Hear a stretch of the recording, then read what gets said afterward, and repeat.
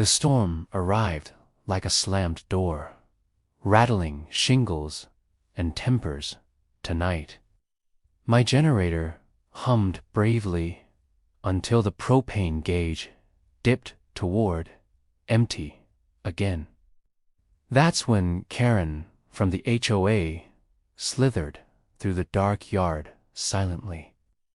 By dawn, my tank was gone, footprints smudged beneath fallen branches everywhere. Neighbors whispered excuses. Storms make people desperate, rules flexible, morals optional, apparently. Karen emailed the board, blaming looters, volunteering condolences, signing with hearts sweetly.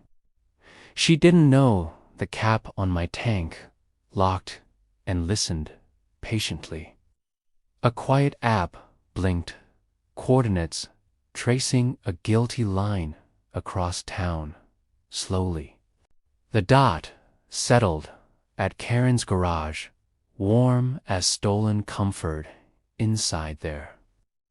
I waited for daylight, for witnesses, for the storm to confess first. When I knocked, she smiled, practiced holding coffee like evidence, carefully presented.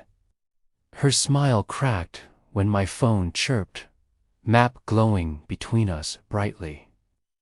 I named the lock, the GPS, the timestamp, the law calmly allowed.